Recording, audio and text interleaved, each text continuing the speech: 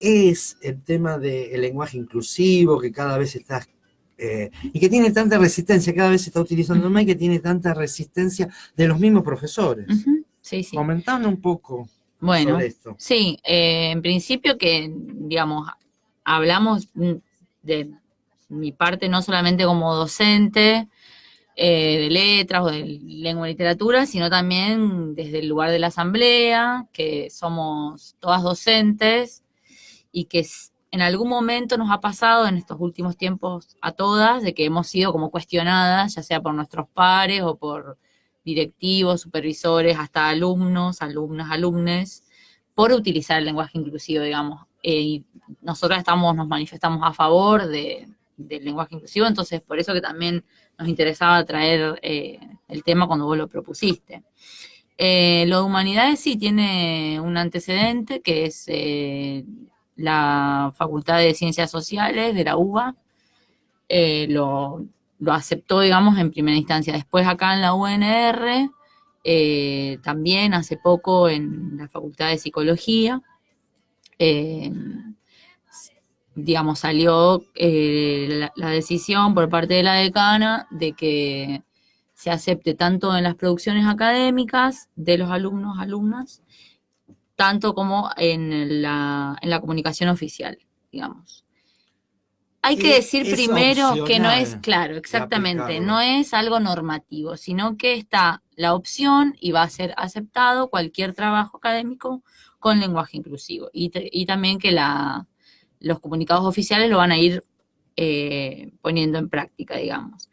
Y bueno, esta noticia que salió en la capital nos habla de un trabajo Un de trabajo, antropología, que es un digamos. antecedente, Claro, por ya supuesto. sienta, claro, un precedente de que va llegando poco a poco a el ámbito académico más alto, digamos, que son las universidades.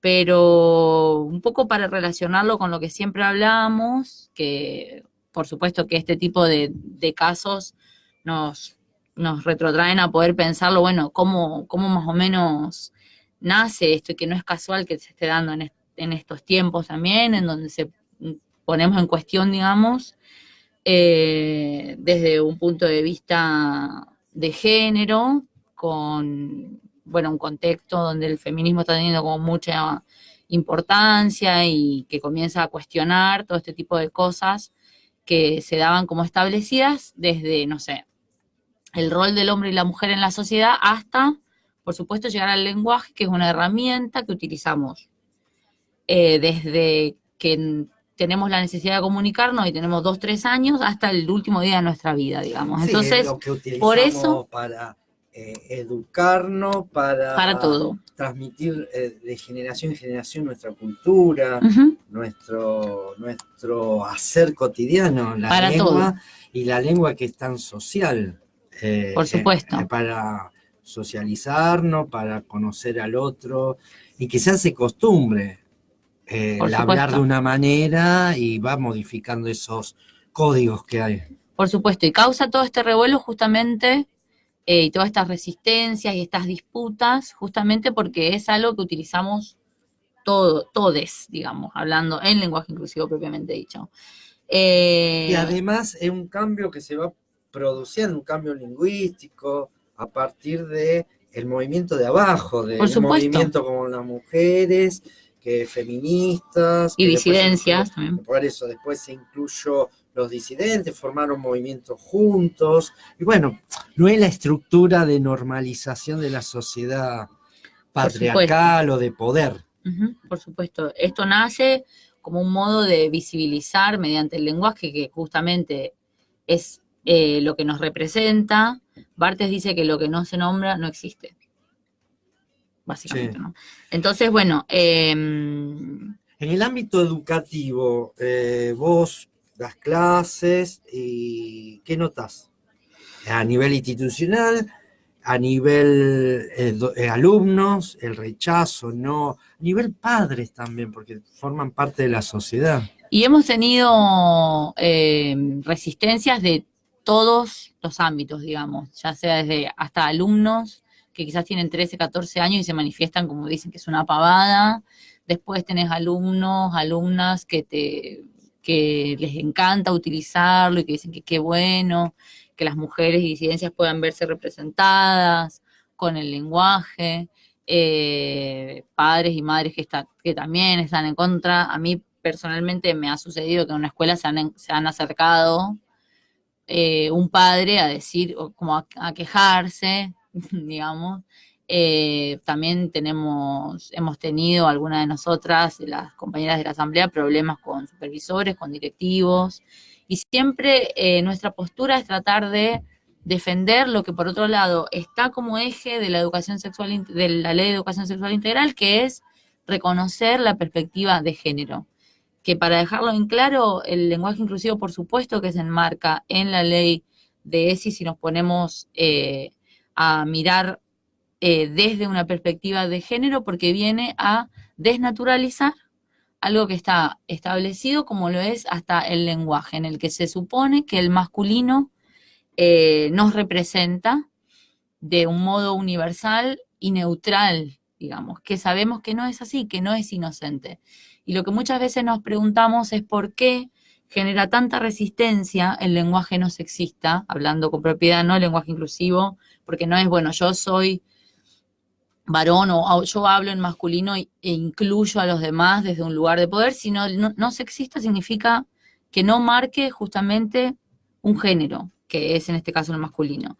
Esa estructura que tenemos parece muy fuerte, porque por estos supuesto, cambios por nos supuesto. moviliza para negarnos. Claro, ¿y cuál es el argumento de quienes están en contra? Ay, sí, si nos nombra a las mujeres, Bueno, no nos nombra. Entonces lo que sirve por ahí para pensar en que esta resistencia no es una resistencia inocente y un tipo, bueno, no importa. Todo cambio porque otros cambios en el lenguaje, como por ejemplo la inclusión de palabras del inglés, como veníamos conversando con mi compañera Gaby, que también está acá, por ejemplo, las palabras chatear, spoilear, a nadie le molesta.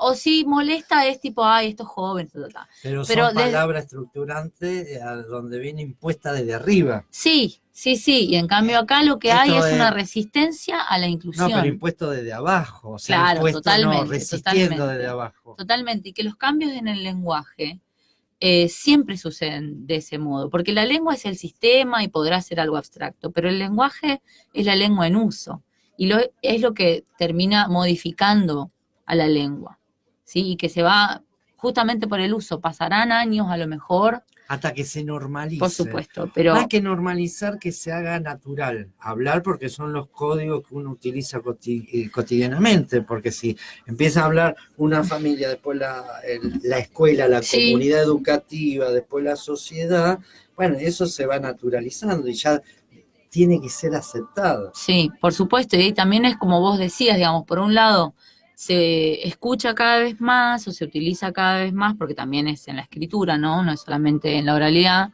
Y por otro lado, hay mucha resistencia. Si te pones a ver en un ejercicio que cuesta un poco, pero los comentarios que tienen las notas respecto al lenguaje inclusivo de, por ejemplo, La Capital, parecen escritos por personas que, no sé, que quieren como cuidar algo sagrado, y la lengua no es algo intocable y sagrado, sino que es algo social y que siempre está en uso y está en cambio. Social, eso te iba a decir, está en cambio, es dinámica.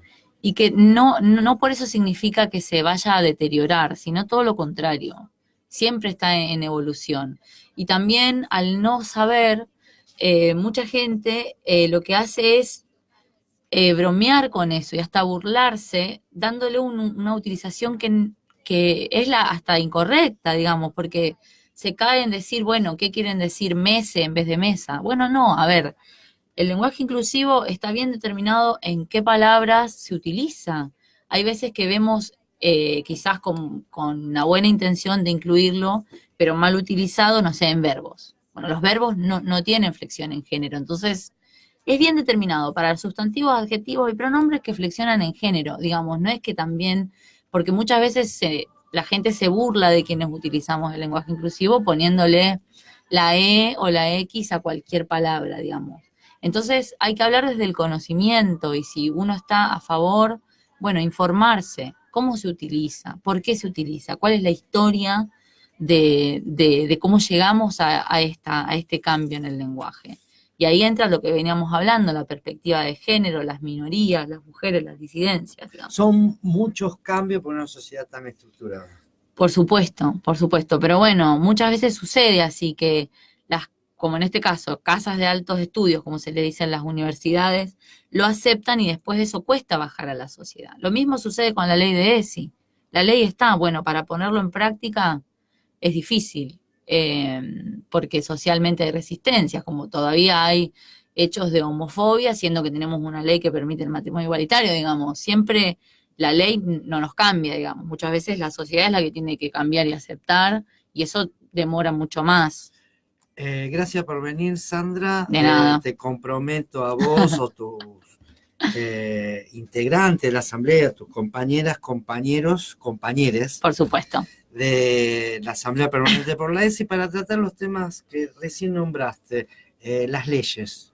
Bueno, vamos a llamarla a María Dolores y a Julie, que son las especialistas en historia y en ciencias de la educación. Que avisó Saludo que no podía a todas, venir. Sí.